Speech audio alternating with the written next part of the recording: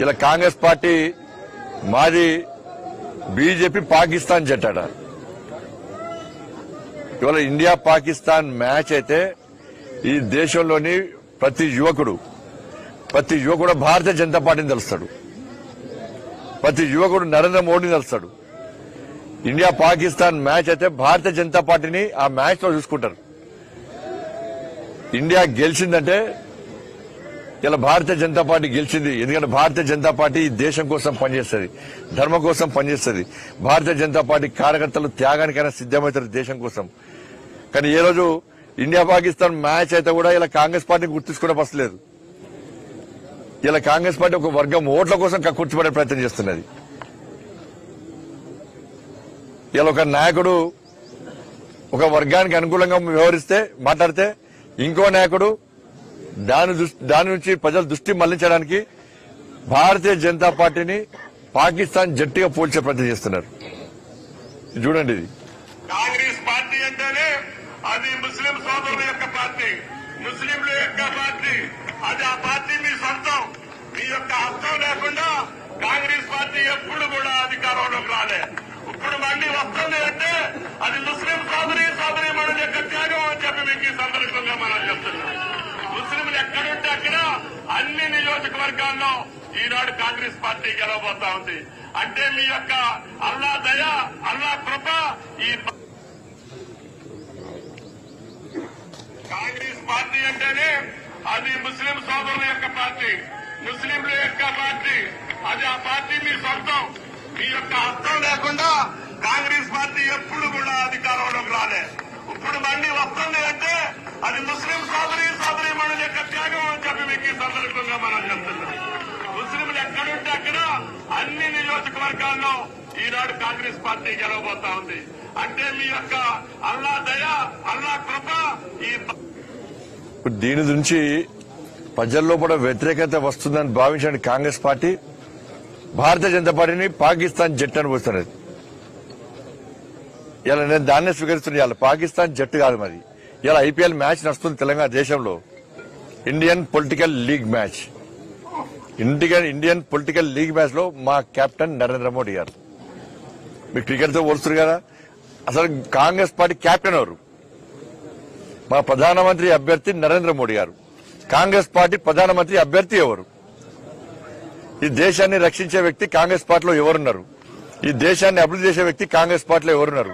ప్రధానమంత్రి అభ్యర్థిని నిర్ణయించలేని కాంగ్రెస్ పార్టీ ఈ దేశాన్ని ఏ విధంగా పాలిస్తుందో ఇవాళ సమాజం ఆలోచించాల్సిన అవసరం ఉంది. అందుకే ఇండియన్ పొలిటికల్ లీగ్ మ్యాచ్ లో పక్కా 400 సీట్లు గెలుచుకొని భారతీయ జనతా పార్టీ తిరిగి అధికారం చేపట్టబోతున్నది. కాబట్టి బీఆర్ఎస్ పార్టీని గతంలో ఏ విధంగా మోసం చేస్తే గుణపాఠం చెప్పారో ఈ పార్లమెంట్ ఎన్నికల్లో కాంగ్రెస్ పార్టీ ఉండే గుణపాఠం చెప్పాల్సిన అవసరం ఉంది. కేసీఆర్ చేసిన మోసాలను ఇప్పటికి సమాజం మర్చిపోతలేదు. అందుకే కేసీఆర్ మనం ఏ విధంగా పొందబెట్టారో కేసీఆర్ పార్టీని మళ్ళీ ఎన్నికల్లో కేసీఆర్ అయిపోయిన కాలోజీ మాటలను పరాయవాడు తప్పు చేస్తే పొల్లి మీరు తరిమి కొట్టాలన్నారు. స్థానికుడు తప్పు చేస్తే ఇక్కడే పాత్రే అన్నాడు.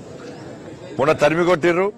ఇప్పుడు ఈ పార్లమెంట్ ఎన్నికల తర్వాత కేసీఆర్ భాషలోనే పాతలను లోపలికి తొక్కిపడుతున్న విషయాన్ని కేసీఆర్ గుర్తుంచుకోవాలి. ఇలా మళ్ళా మాయం చేసి మోసపూర్త మాటలతోని మళ్ళా సెంటిమెంట్ రగిలించే ప్రయత్నం చేస్తే ప్రజలు దాన్ని విశ్వసించాలన్న విషయాన్ని గుర్తుంచుకోవాలి. అందుకే ఇది అభివృద్ధి నిరోధకు జరుగుతున్న ఫైట్. ఇది చీటర్స్ కు, లూటర్స్ కు, ఒక ఫైటర్ కు జరుగుతున్న ఫైట్. ఇది గడీల వారసులకు, ఒక గరీబోని బిడ్డకు జరుగుతున్న ఫైట్. కానీ కరీంనగర్ ప్రజలు ఆలోచించాలి. వాళ్ళు చుట్టం చూపుగా వచ్చిపోయేటోళ్ళు వాళ్ళందరూ కూడా. నేను ఎప్పుడు ఇక్కడ ఉండి ఏ ఇబ్బంది వచ్చినా, ఏ కష్టం వచ్చినా మీ బిడ్డగా, మీ కరీంనగర్ బిడ్డగా ఆదుకునే వ్యక్తిని, అండగా ఉండే వ్యక్తిని, ఫైట్ చేసే వ్యక్తిని, తెగించి కొట్లాడే వ్యక్తిని. వాళ్ళిద్దరు ఎప్పుడన్నా మీకు కనబడ్డారా? వాళ్ళిద్దరు ఎప్పుడైనా మీకు సపోర్ట్ చేసిరా? వాళ్ళిద్దరు కోవిడ్ అప్పుడు వచ్చిరా? రైతులు నష్టపోతూ వచ్చిరా? ప్రజలు ఇబ్బంది పడుతూ వచ్చిరా? యువకులు ఇబ్బంది పడుతూ వచ్చిరా? ఎప్పుడైనా సమస్యలు స్పందించిరా? మేం చేసిన అభివృద్ధి కార్యక్రమాలను వాళ్ళు చేసిన చెప్పుకునే ప్రయత్నం చేస్తున్నారు. కాబట్టి దయచేసి ఆలోచించండి. భారీ మెజార్టీతోని ఇలా నన్ను గెలిపిస్తే, నాకు ఓటేస్తే నేను పోయి నరేంద్ర మోడీ గారికి ఓటేస్తా. కాంగ్రెస్ పార్టీ అభ్యర్థికి ఓటేస్తే ఆయనకు ఎటు ఓటేయాలో, ఎవరికి ఓటేయాలో ఇప్పటికీ కన్ఫ్యూజనే. బీఆర్ఎస్ పార్టీకి ఓటేస్తే కేసీఆర్ బీఆర్ఎస్ పార్టీ భారత రాష్ట్ర సమితి, ఇలా తెలంగాణ రాష్ట్ర సమితి కూడా లేకపోయి ఎటు కాకుండా నా ఘర్కా నా ఘాట్కా పరిస్థితి బీఆర్ఎస్ పార్టీ. మరి ఇటువంటి పరిస్థితుల్లో భారతీయ జనతా పార్టీని ఆదరించాల్సిందిగా నరేంద్ర మోడీ గారిని తిరిగి ప్రధానమంత్రి చేయాల్సిందిగా అందరికీ విజ్ఞప్తి చేస్తూ ఏవైతే ఇచ్చిన హామీలో 370 ఆర్టికల్ రద్దు గాని, త్రిపుల్ తలాక్ రద్దు గాని, అయోధ్యలో 500 సంవత్సరాలుగా ఈ దేశంలోని హిందూ సమాజం ఎదురుస్తున్నటువంటి భవ్యమైన దివ్యమైన రామ మందిర నిర్మాణం గాని, సిటిజన్షిప్ అమెండ్మెంట్ యాక్ట్ విషయంలో గాని అన్ని విషయాల్లో వాస్తవాలు ఆలోచించి భారతీయ జనతా పార్టీకి మద్దతు తెలపాల్సిందిగా అందరికీ విజ్ఞప్తి చేస్తా ఉన్నాను. ప్రాంతీయ పార్టీలను దెబ్బతీసేందుకు బీజేపీ కాంగ్రెస్ ఒకటే అని చెప్పి సీఎం కేసీఆర్ ఇప్పుడు ఇదే కేసీఆర్ కాంగ్రెస్ పార్టీతో అధికారం చెలాయించిండు, కాంగ్రెస్ ప్రభుత్వంలో మంత్రి అయ్యిండు, తెలంగాణ అప్పుడు ఉమ్మడి ఆంధ్రప్రదేశ్ లో కూడా కాంగ్రెస్ పార్టీతో అలయన్స్ పెట్టుకున్నాడు. మరి అప్పుడు జాతీయ పార్టీ గురించి ఎందుకు మాట్లాడలే? కానీ వాళ్ళిద్దరి మధ్య అండర్స్టాండింగ్ ఉంది. ఇవాళ బీజేపీ గారు గెలుస్తుంది కాబట్టి ఇలా అంత డ్రామా, పొలిటికల్ డ్రామా. ఆయన కేసీఆర్ పట్టించుకుంటున్నా, కేసీఆర్ పట్టించుకుంటాడు అన్న. ఇప్పుడు కేసీఆర్ ముఖం పెట్టుకుని తిరిగే పరిస్థితి లేదు. బీఆర్ఎస్ పార్టీ అభ్యర్థులు, బీఆర్ఎస్ పార్టీకి అభ్యర్థులే కరువయ్యారు. బీఆర్ఎస్ పార్టీ బీఫామ్ తీసుకొని కూడా పోటీ చేయాలా వద్దా అని ఆలోచించే పరిస్థితి. ఇక్కడ కూడా అదే పరిస్థితి. వస్తున్నాడు కేసీఆర్ 5 వచ్చి ఉంటాడట, దా ఉంటది కన్వీనర్ బీజీ ప్రజలు సమాధానం చెప్పడానికి సిద్ధంగా ఉన్నారు. ఈ లక్ష్మీపూర్కి వస్తేవి టో పెట్టుకుని చెల్ల కట్టబడి తుపాకి రాములకి వస్తేవి వచ్చి 10,000 రూపాయలు రేపే చిటికలు వేస్తేవి. నేను కేసీఆర్, నేను ముఖ్యమంత్రి మాటిస్తే తప్పుతుందా? నేను 5 వరకు మీ అక్కడ టిక్ పని పైసలు పడతాను, టక్ పని కూడా వాళ్ళే 10,000 రూపాయలు ఏడవైనాయి.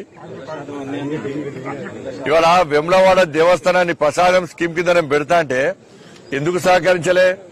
కొండగట్టు దేవస్థానాన్ని రామాయణ సర్క్యూట్ గా పెడతా అంటే ఎందుకు సహకరించలే? సిగ్గుండాలకి ఆర్ఓబికి అప్రూవల్ ఇవ్వమంటే ఇవ్వలే. నాకు లాస్ట్ కు ఒప్పించి బెదిరించి నేషనల్ హైవేకి సంబంధించి ఫైల్స్ అన్ని పెండింగ్ పెడితే అప్పుడు అప్రూవల్ ఇచ్చిన తర్వాత కేంద్ర ప్రభుత్వం 20 కోట్ల రూపాయలు ఇస్తే రాష్ట్ర ప్రభుత్వం మ్యాచింగ్ గ్రాంట్ ఇవ్వమంటే 80 కోట్ల రూపాయలు ఇవ్వలే. 2 సంవత్సరాలు సదాయించాడు ఆర్ఓబి కోసం. ప్రజలు ఇబ్బంది పడుతున్న మొత్తుకున్నారా? ఇక్కడ పోటీ చేస్తున్న మేధావిధిని సమాధానం చెప్పాలి. ఎందుకు లేఖ రాలే కేసీఆర్? మరి బండి సంజయ్ ఆరోపి కడతా అంటున్నాడు, మనం సపోర్ట్ చేయాలి. ఎందుకు రాలే మేధావి లేఖలు? మళ్ళా దాన్ని క్యాన్సిల్ చేసి సేతు బంధన్ స్కీమ్ కింద 154